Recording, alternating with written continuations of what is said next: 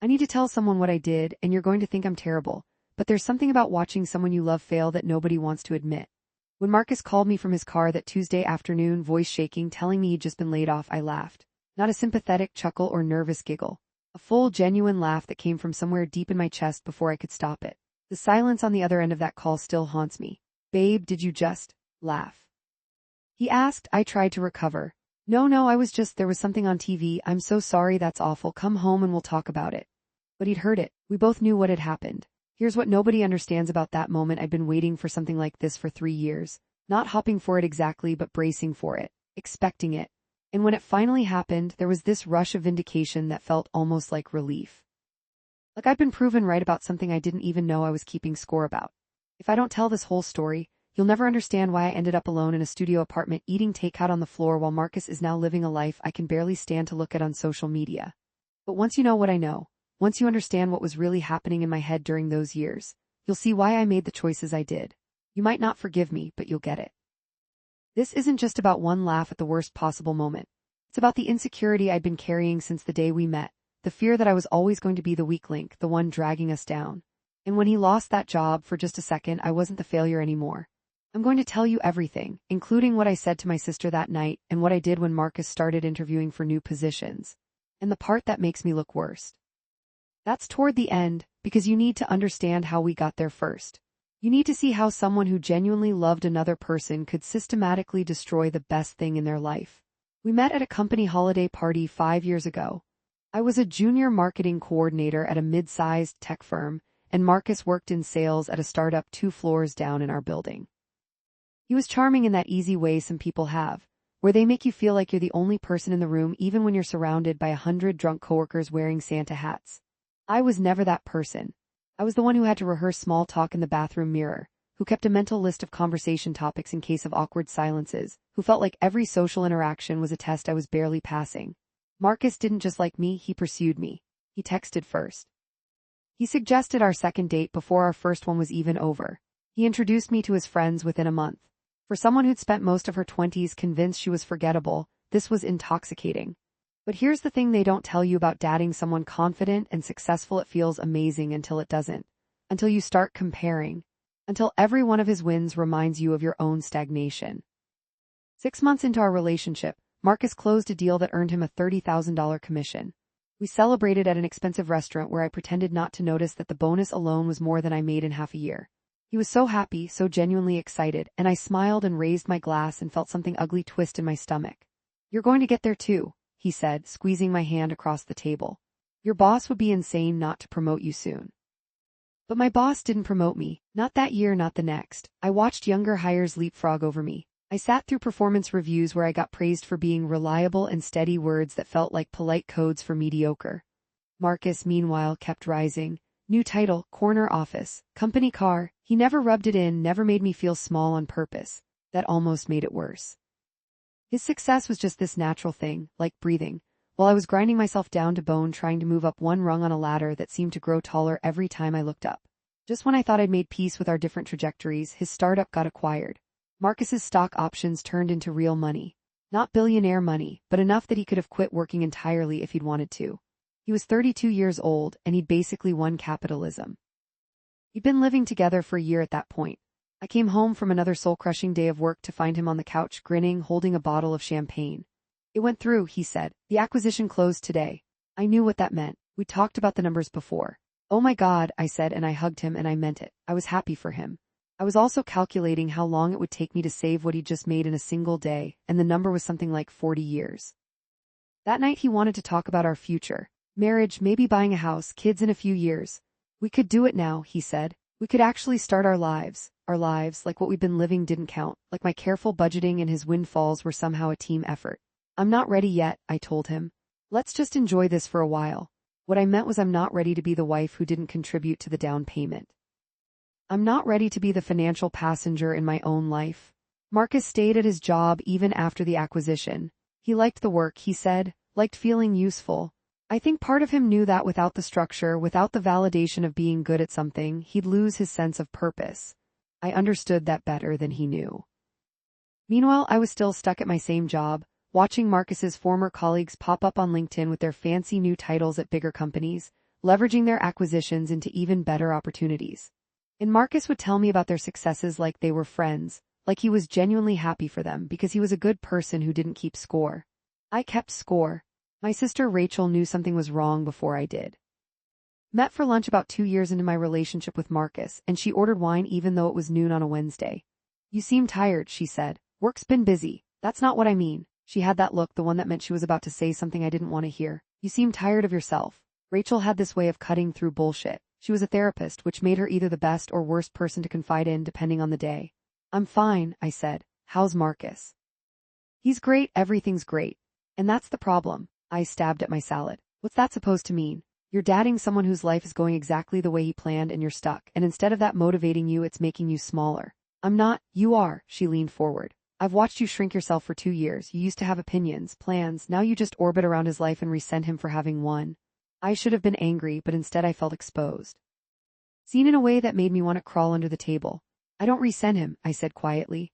Not yet, Rachel said, but you will if you don't figure out what you actually want. I didn't figure out what I wanted. I just kept going to work, coming home, existing alongside Marcus while feeling like I was watching his life through a window I couldn't quite reach. Then his company started having problems. It was small stuff at first, delayed payments, a product launch that flopped. Some bad press about workplace culture. Marcus would come home stressed, actually worried for the first time since I'd known him. And I hate admitting this, but those nights were when I felt closest to him. When he was vulnerable and uncertain, I could be the strong one, the supportive partner, the person with wisdom to offer. Maybe it's a sign, I said one night while he paced our living room. Maybe it's time to try something new. I don't want to abandon ship when things get rough, he said. That's not who I am. Who he was, apparently, was someone loyal and principled. Meanwhile, I'd been mentally checking out of my own job for months, doing the bare minimum, already halfway out the door in my head. The problems at his company got worse. There were layoffs, small ones first, then bigger ones. Marcus started working longer hours, trying to save accounts, keep clients from jumping ship.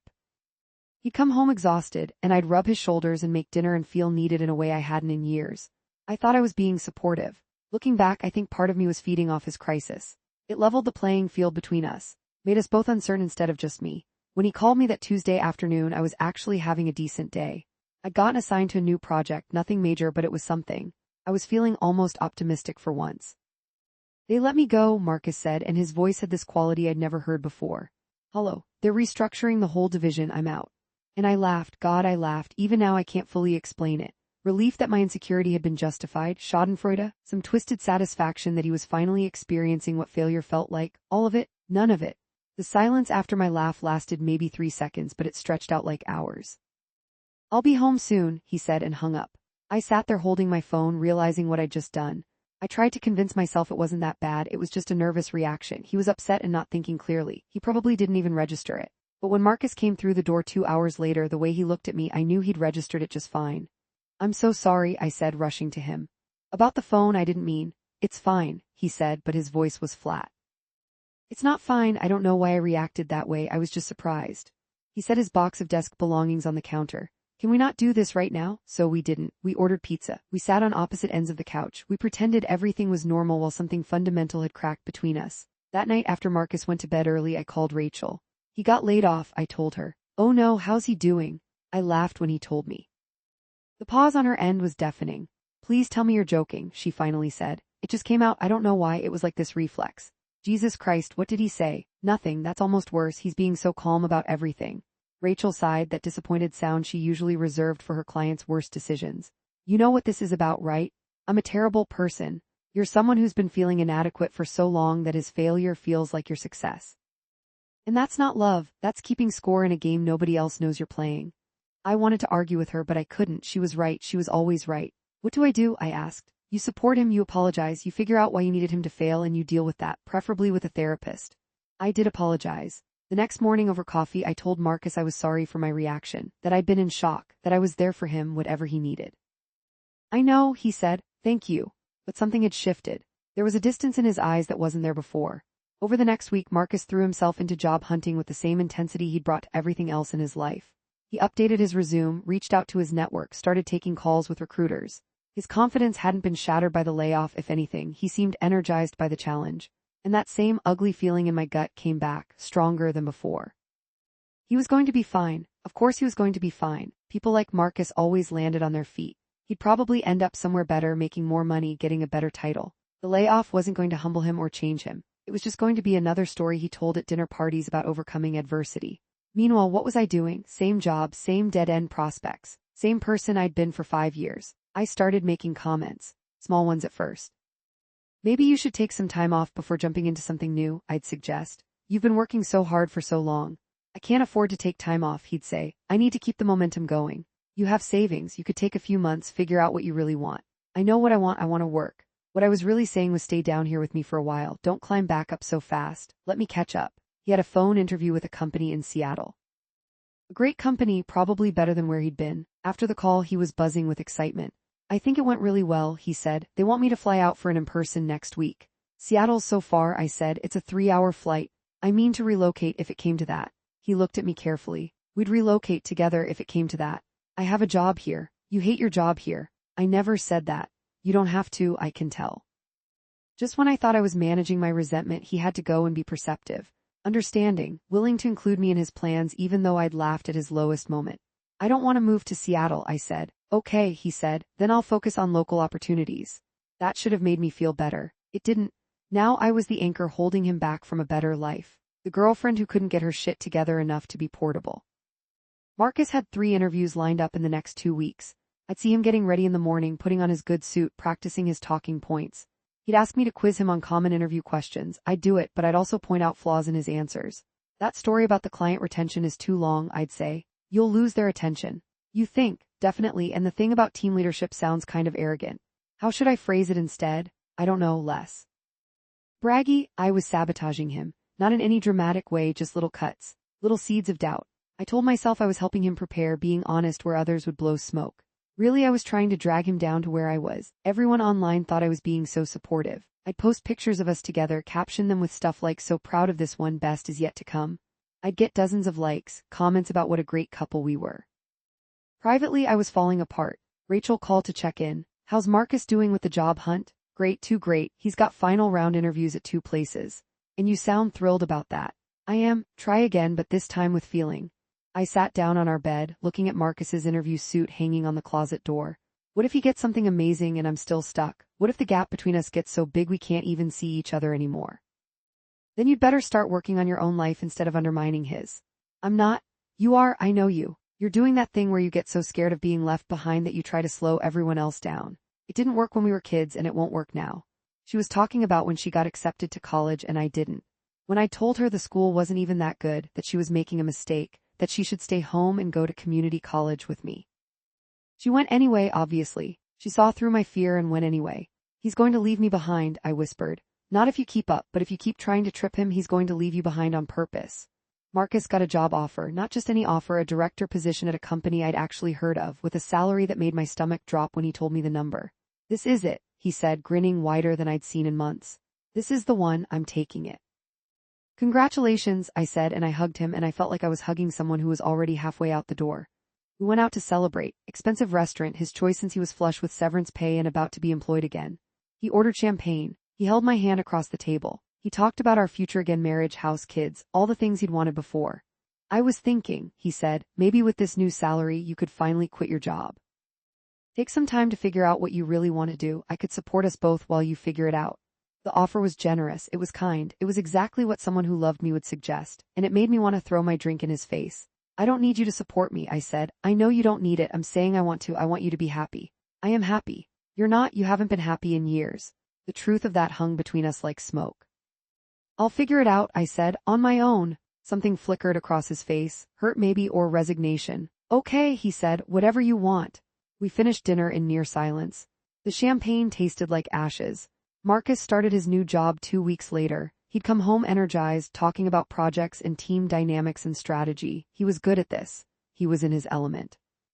And I was still going to my same office, doing my same tasks, feeling like I was watching life happen to other people through thick glass. I thought I was hiding my resentment, but it was leaking out in small ways. I'd forget to ask about his day. I'd change the subject when he talked about work. I'd make passive-aggressive comments about how late he was working, how little time we spent together anymore, how his success was coming at the expense of our relationship.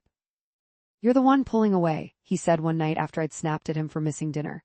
I'm right here, I've always been right here. You're here physically, I shot back, but you're living in a completely different world than me. So come with me, God, I've been trying to bring you with me for years, I don't know what else to do. Maybe there's nothing you can do, maybe some people are just meant to be successful and some people aren't. He stared at me. Is that really what you think? That you're not meant to be successful? Look at the evidence. The evidence is that you're too scared to try, you're so terrified of failing that you won't even reach for anything, and now you're punishing me for not being scared with you. I wanted to argue, I wanted to tell him he was wrong, that he didn't understand, but he understood perfectly, that was the problem. I can't do this anymore, I said quietly. Can't do what? This, us, watch you succeed while I'm just here. Marcus went very still. Are you breaking up with me? I hadn't planned to, the words had just come out, but now that they were there hanging in the air between us they felt inevitable. I think I need space, I said. Space to what? To feel sorry for yourself, to blame me for your problems? To figure out who I am when I'm not comparing myself to you every second of every day. He laughed, but it was bitter, nothing like his usual laugh. That's rich, you know what's funny. When I got laid off I was actually scared. For the first time in years I didn't know what was going to happen. And you laughed, you actually laughed. I've been trying to forget about that, trying to convince myself it didn't mean what I knew it meant. But it did, didn't it? I apologized for that. You apologized for the action, not for the feeling behind it. You were happy I failed, and when I didn't stay failed when I got back up you resented that even more. Tears were running down my face now. I didn't want to feel this way. But you did, you do. He stood up, grabbed his keys. I'm going to stay at a friend's place tonight. You should think about whether you actually want space or if you want me to fail enough that you can feel good about yourself. Because I love you, but I'm not going to make myself smaller so you can feel bigger. He left. I sat on our couch in the apartment we'd shared for 3 years and felt the weight of what I'd just done. I called Rachel. I think I just ended things with Marcus, I told her. Oh honey. He said I was punishing him for being successful. He said I was happy when he got laid off. Were you? The question hung there. I could lie, I could make excuses, but what was the point? Yeah, I whispered. I was, not because I wanted him to suffer, but because for just a minute we were the same. We were both uncertain and scared. And then he got back up so fast and I was alone down there again. You were never down there, Rachel said. That's what you don't get. You put yourself there, you decided you were failing and then you made that your whole identity. And anyone who didn't fail with you became the enemy. So what do I do now? You let him go and you figure out how to build a life you don't resent.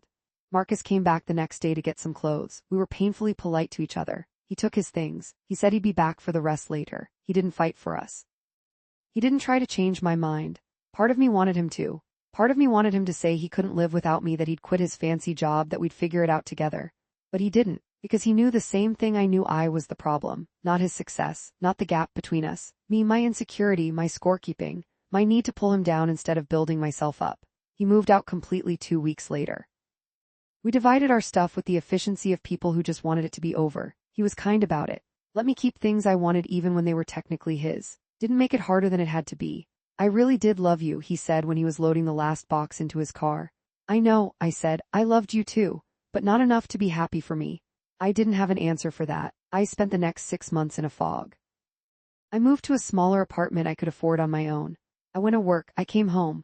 I scrolled through social media and saw Marcus's life continuing without me. He looked happy. He was traveling, going to events, meeting new people. Meanwhile, I was eating takeout on the floor because I hadn't bothered to buy a table yet. I finally started seeing a therapist. Not because I wanted to, but because Rachel threatened to stop talking to me if I didn't. The therapist was this older woman named Dr. Chen who didn't take any of my shit. Why are you here? She asked in our first session. My boyfriend left me. Ex-boyfriend, and that's not why you're here. Why are you really here? I don't know how to be okay with myself. Good, she said, that's a start. We spent months unpacking my issues. The way I tied my worth to achievement. The way I compared myself to everyone around me. The way I'd rather tear others down than build myself up. It was brutal, it was necessary. What do you actually want? Dr. Chen asked me one day. I want to matter. You already matter, what do you want to do? That was harder. I'd spent so long defining myself by what I wasn't accomplishing that I'd forgot to think about what I actually wanted to accomplish. I started small. I took an online course in digital marketing, then another. I updated my resume. I started applying to jobs I actually wanted instead of just staying where I was because it was familiar. It took 4 months, but I got an offer. Better company, better pay, actually using my brain instead of just filling space. On my first day I thought about texting Marcus, telling him I'd finally done something, that I'd finally moved forward. I didn't, because it wasn't about him anymore. It couldn't be. But I'd be lying if I said I didn't check his social media sometimes. And that's where I saw her. Marcus had a new girlfriend. She was beautiful, successful, worked in tech leadership. They met at some industry conference. They looked happy together in every photo, genuinely happy, not performatively happy like I used to be. And the thing that killed me, She looked like someone who celebrated his success instead of resenting it, who matched his energy instead of trying to diminish it. I stared at those photos for an hour, feeling everything I'd been trying to process in therapy come flooding back. The inadequacy, the jealousy, the self-loathing. Then I closed the app and didn't open it again for a month. Dr. Chen said that was progress. I've been at my new job for 8 months now. I'm good at it. I got assigned to lead a major campaign last month. My boss said she sees management potential in me. These things would have meant the world to me a year ago. Now they just feel like things that are happening. I went on a few dates, nothing serious. Mostly I just tried to figure out who I was when I wasn't defining myself in relation to someone else's success. Then 3 weeks ago I ran into Marcus. I was at a coffee shop near my new office and there he was standing in line. My heart jumped into my throat. I thought about leaving before he saw me, but then he turned and our eyes met and it was too late. "Hey," he said. "Hey." We got our coffee and sat down together, even though I'm sure we both had places to be. It was awkward at first, that specific discomfort of talking to someone who used to know you better than anyone. "You look good," he said. "Thanks, you too. I heard you got a new job, congrats." Of course he heard. We still had mutual friends, mutual social circles. "Thanks, I heard you. Yeah, congrats to you too." He knew I meant the girlfriend. "Sarah, she's great." "I'm glad." We sat in silence for a moment, sipping our coffee. "I've been wanting to reach out," Marcus said, "to see how you're doing, but I wasn't sure if you want to hear from me. I wouldn't have a few months ago." I looked at him, really looked at him. "But I think I would now." "Therapy, how'd you know?" "Rachel told me, she said you were doing the work." The idea of them talking about me should have been embarrassing, but instead it felt like relief. Like I wasn't alone in trying to figure this out. "I'm sorry," I said, "for all of it, for laughing when you got laid off, for resenting your success, for being so stuck in my own head that I couldn't just be happy for you." Marcus nodded slowly. "I'm sorry too, for not seeing how much you were struggling, for making you feel like you had to keep up with me when that was never what I wanted. It wasn't about what you wanted, it was about what I thought I needed to be worth loving. You were always worth loving, you just didn't believe it." My eyes burned with tears. "I'm working on that." "Good." We finished our coffee. We hugged goodbye. He smelled the same cologne, same detergent. It made my chest ache with everything we'd been and everything we'd never be again. As I watched him walk away, I felt something unexpected, genuine happiness that he was okay. That he'd found someone who could celebrate his life instead of compete with it. That he'd left me behind not out of cruelty, but out of self-preservation. He got a better job. He got a better life. He got better, period. And I laughed at his worst moment, tried to sabotage his recovery and pushed him away when he succeeded anyway. Here's the worst truth, the one I've been avoiding this whole time. I knew what I was doing. Every passive-aggressive comment, every seed of doubt I planted, every time I chose resentment over support, I knew. Some part of me, the part I'm still learning to face in therapy, wanted him to stay down, wanted him to fail. Not forever, maybe, but long enough that I could feel superior. Long enough that I could be the strong one, the successful one, the one with something to offer. I was so scared of being left behind that I tried to break his legs instead of learning to run. And the thing nobody wants to hear, the thing that makes this whole confession so much worse, part of me still wants to be the victim in this story. Part of me still wants to believe that his success was the problem, that the gap between us was inevitable, that I'm justified in my bitterness. But I'm not. I was the villain in this story, not him, me. Dr. Chen says recognizing that is the first step. That awareness is the foundation of change. That I can't build something new if I'm still clinging to the narrative where I'm the wronged party. Most days I believe her. Some days I'm still eating takeout on the floor of my apartment, stalking my ex's social media, feeling that familiar twist of resentment when I see him happy. But those days are getting fewer, and the space between them is getting wider. I tell myself that's progress, that healing isn't linear, that I'm doing better than I was, and maybe someday I'll be someone who can celebrate other people's success without measuring it against my own.